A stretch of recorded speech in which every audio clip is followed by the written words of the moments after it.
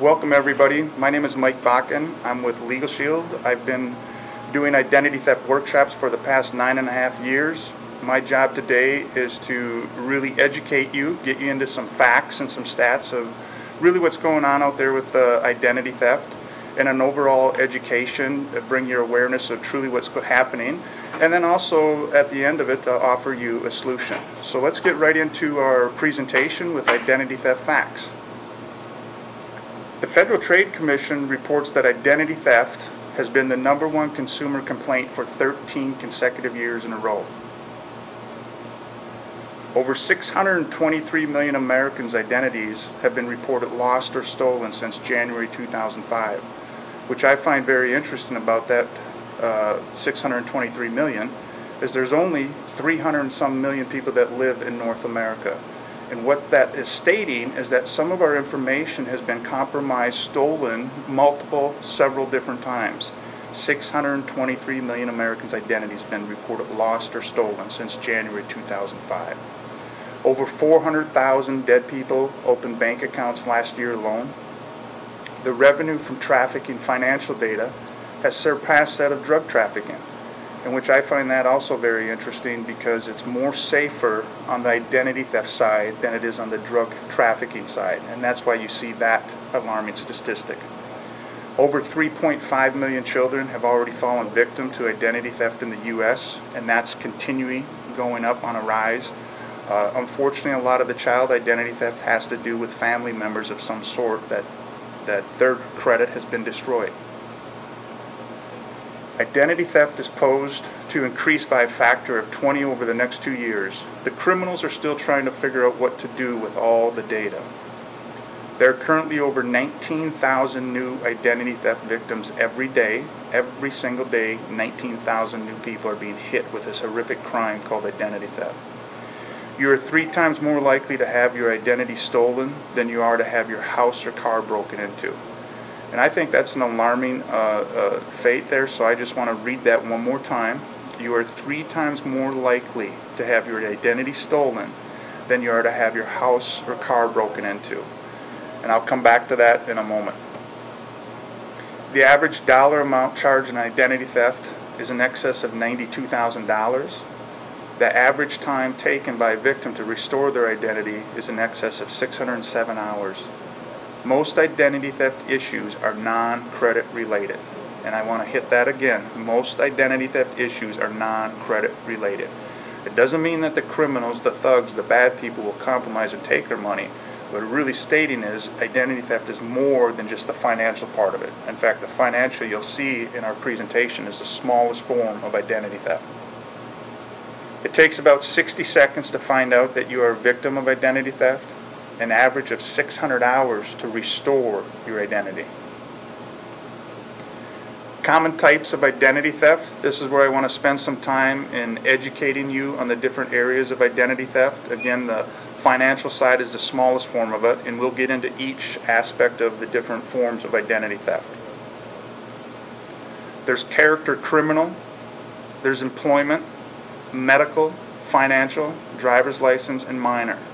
Out of the slide that you're looking at, if I were to ask in a room consensus of people and say, what's the first thought when you think of identity theft, 9 out of 10, if not 10 out of 10, would come back and say the financial side of it. And again, people are focused on the money side of it, but that happens to be the easiest form of doing identity theft, and yet it's the highest public awareness, but it's the easiest form to resolve. The #1 problem out there is medical identity theft, followed closely by Social Security identity theft. In fact, I live in the Minnesota market, and our Minnesota #1 problem that we have great working relationships with law enforcement, detective, and the #1 problem in our state happens to be Social Security identity theft. And what does that mean exactly? That people are taking our information, they're working, they're getting a job, 1099, and guess what?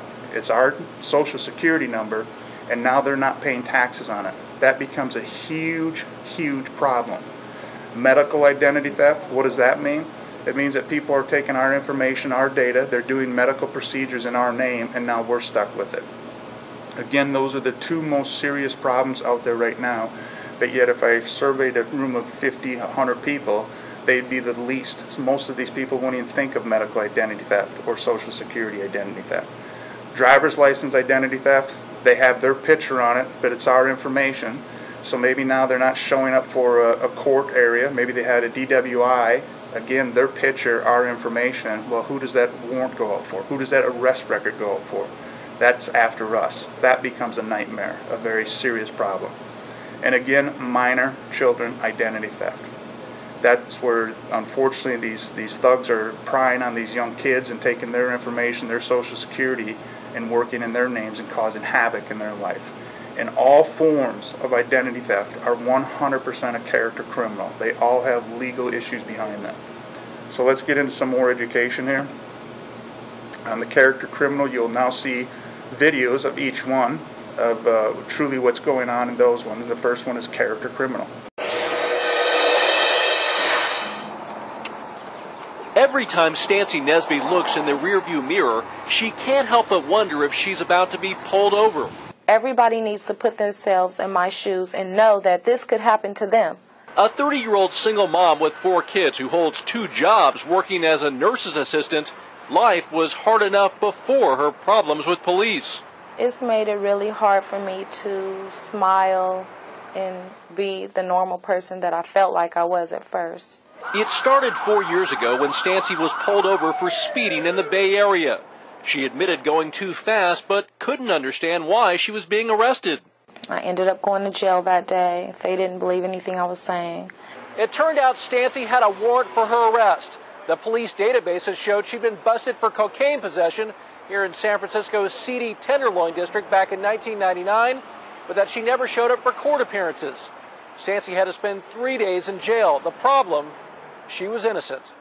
Police later confirmed it when her fingerprints didn't match the real suspect who had used Stancy's name. I've had nightmares about this. She says police told her they'd fix the problem, but 2 months later, Stancy was arrested again, this time at her home in Berkeley. Once again, she says when the officers discovered the error, they told her they'd help her clear her name. But 3 months later, Stancy was arrested again in yet another jurisdiction. And it didn't end there. From 2002 to 2004, Stancy was arrested or detained 7 times by 5 police departments. In one instance, hauled off right in front of her children. The kids were crying, and basically they ended up, throwing me on the ground and sticking their knees in my back.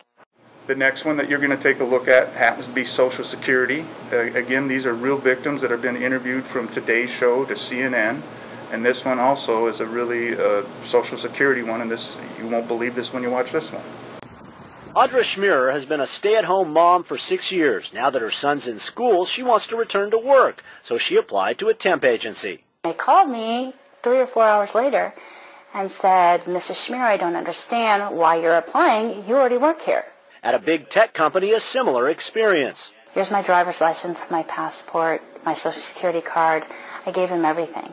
And she said, well, really, how can you actually prove you're you? What if those people have the same documentation you do?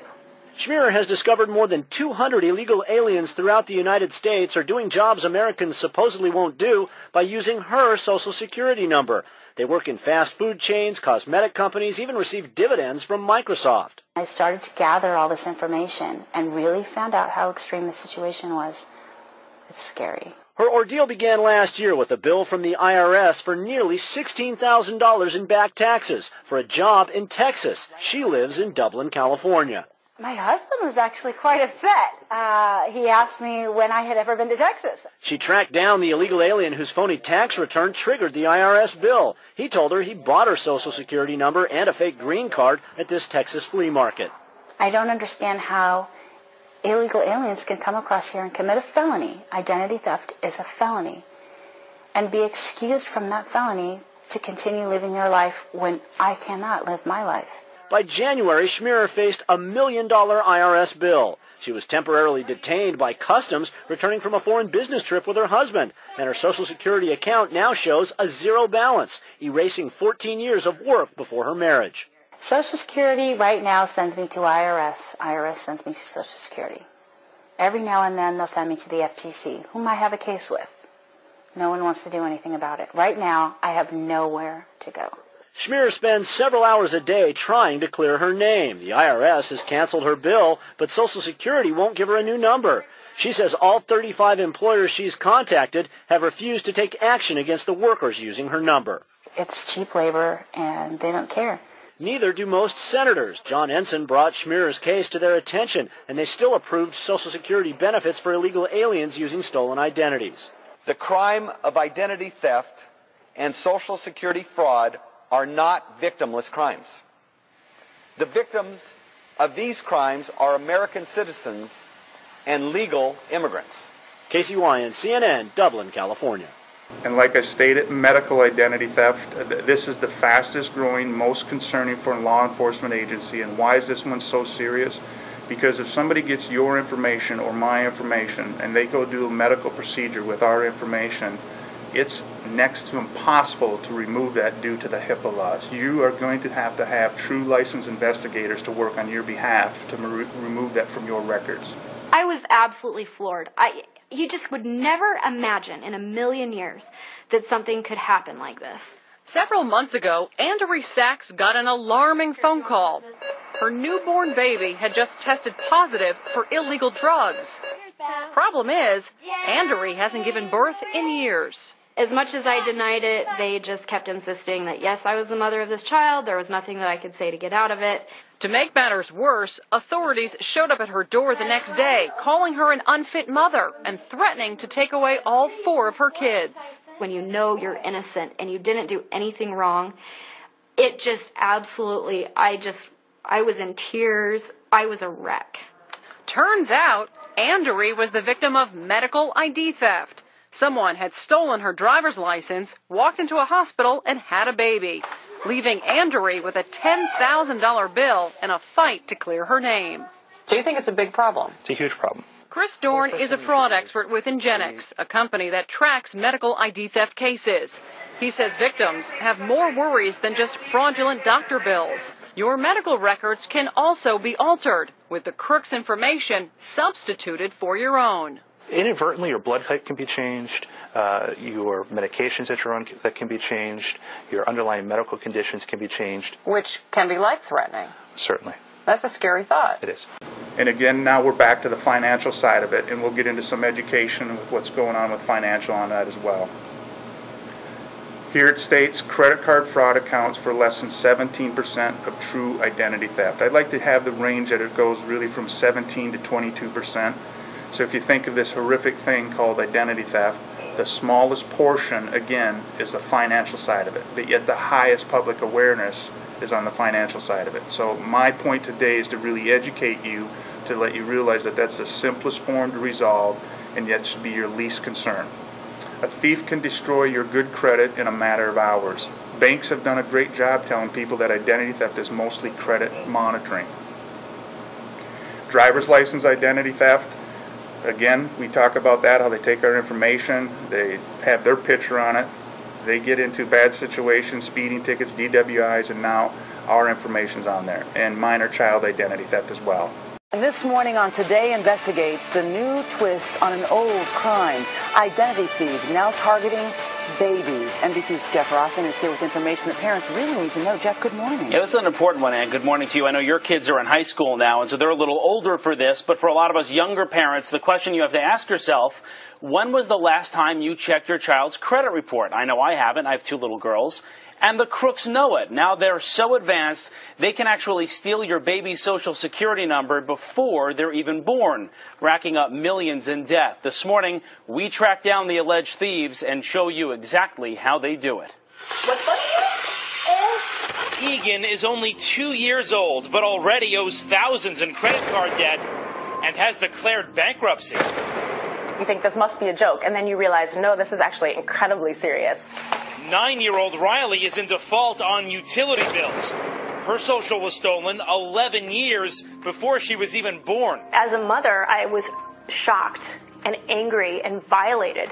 Katie was only 3 years old when crooks stole her identity. Now, as a teenager, her credit report shows over $750,000 in debt, all at the hands of ID thieves. a scary thought for a young girl. I think that because it is illegal, like, they should be in jail. But they're not. In fact, we found 2 men using her identity, living free.